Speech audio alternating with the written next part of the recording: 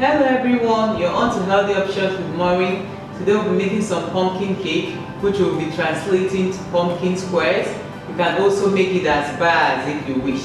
The good thing about pumpkin is that it's truly good for you, very nourishing, loaded with vitamin C, E and iron.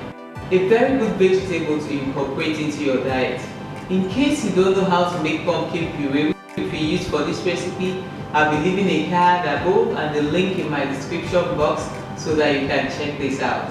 Come with me as we make this. I know for sure you will like this. Don't forget to subscribe, give us a thumbs up if you like this video, and please do share as well.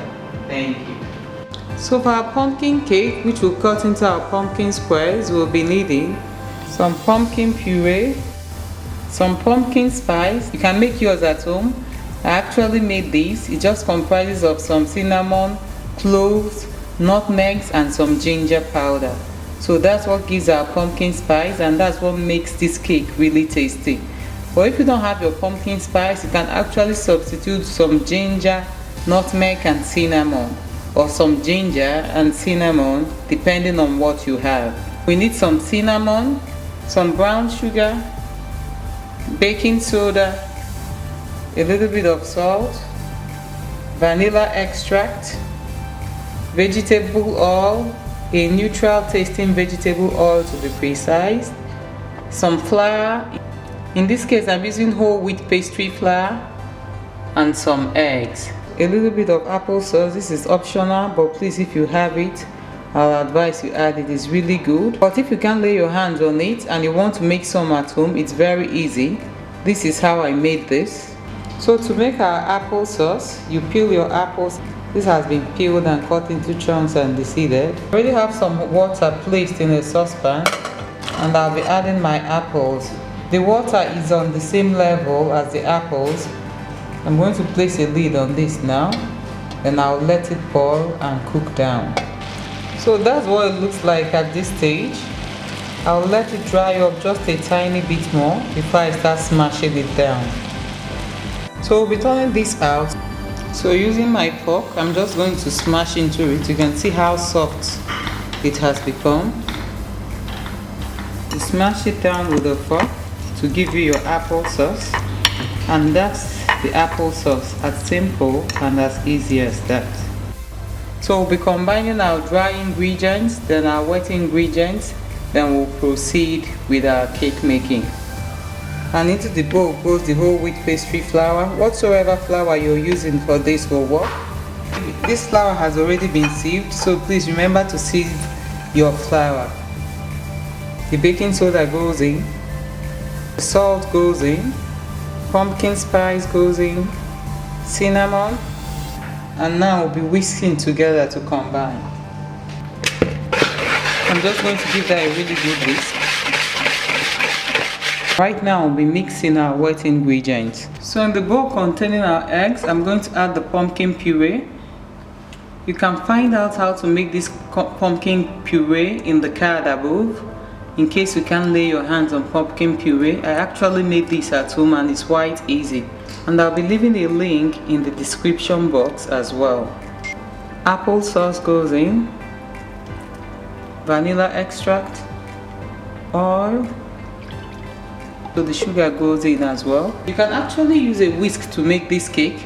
Even if you don't have a mixer, you can use your whisk to make this, but I'll be using my mixer to bring this all together, so that we are whisking at medium speed.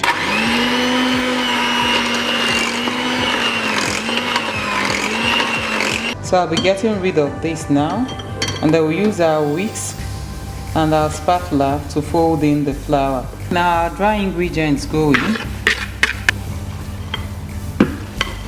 So you just stir together with your whisk until you bring everything together. And now I'll be getting rid of the whisk. Just tap on the bowl.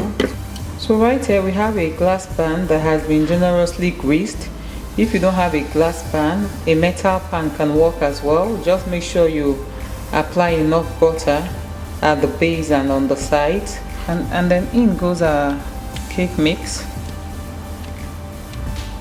So I just like to shake out the batter, placing this on top of a kitchen towel, as you can see. I'm going to even out a little more with my spatula, and I think we just have it right now. So I'll be placing this in an oven to bake at 175 degrees, and I'll come back and show you when it's cooked. So I just got the pumpkin cake out of the oven now, and you know it's completely cooked by the time you pierce a skewer into it and it comes out clean. So that's how you know it's cooked.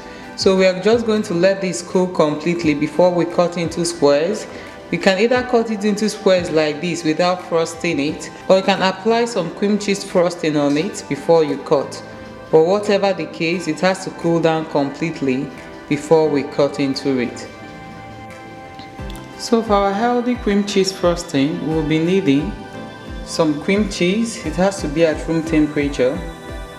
I made this cream cheese myself, and it's actually pretty easy to make. If you're interested in learning how, please leave comments below so I can make a video on how to do this. But you can get your own cream cheese in the grocery stores. And of course, our pumpkin cake has been cooled down completely. You can see I already turned it out. It really smells glorious and it looks really good.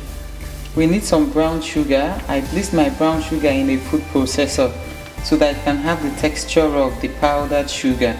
And that's what we have there, some powdered brown sugar. In here is the food processor in which I placed my brown sugar in. Any food processor will work for this. You can use the dry mill section of your blender as well. This will work perfectly. What it does is that it gives you a powdered form of your brown sugar, so that when you want to cream it together with the cream cheese, it does not give a granular texture, but it gives a smooth texture. We need some salt, just a pinch of salt. I won't be using all that, I will be using just a pinch. Vanilla extract, of course. And we need some milk at room temperature. So right now we start making our healthy cream cheese frosting. So right now I'm going to start creaming, and we'll be creaming at low speed. What I want to do is just to loosen up the cream cheese, then I'll start adding on the other ingredients. So at low speed, I'm just going to loosen it up a bit. And that's just what I'm looking for, just to break it up a bit. Then I'll start adding the milk. The milk goes in, and then the sugar goes in as well. The vanilla extract, just a pinch of salt. You can always taste and see if you need more. And then we'll start mixing everything together.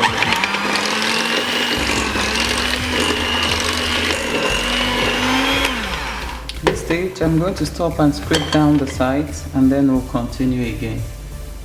Just scrape down the sides, and then we'll continue mixing at medium speed still. So I'm going to add a little bit more milk now, and then we'll continue mixing. The idea behind this is so that you get just the right amount of milk you need for the consistency you're looking for.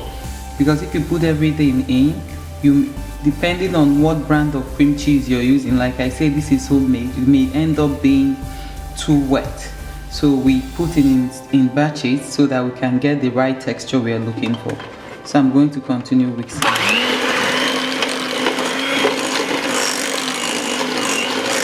I checked for the consistency, and I'm adding a little bit more milk. This time we'll be whisking at medium speed.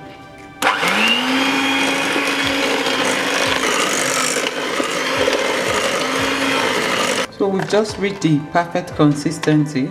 You can see how fluffy it has become.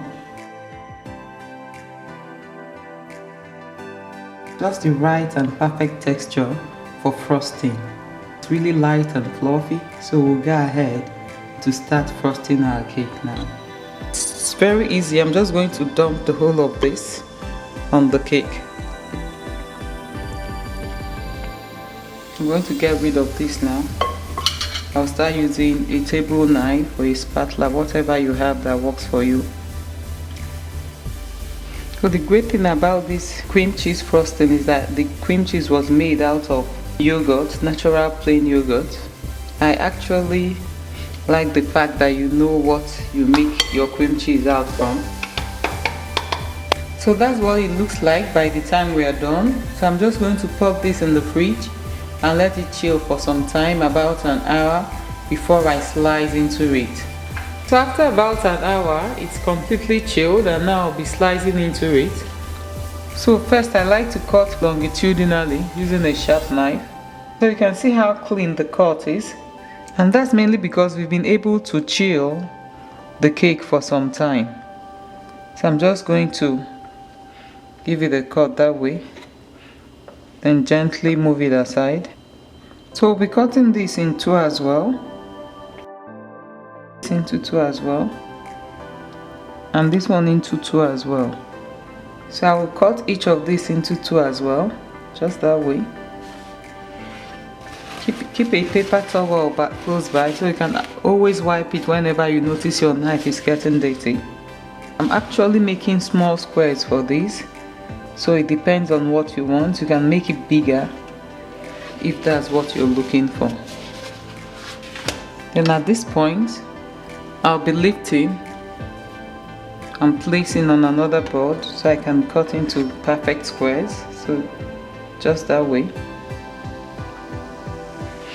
So I'm going to continue, then I'll come back and show you what it looks like by the time we are done cutting. So that's what our pumpkin squares look like. You can decorate with some pumpkin seeds if you want to. I've actually been able to taste one and it tastes quite delicious, very moist. This was made with homemade pumpkin puree, but like I said, you can actually use store-bought ones as well. I hope you give this recipe a go and let us know what your take is on this. If you've not subscribed, please don't forget to do so by hitting on the subscribe button. Thank you.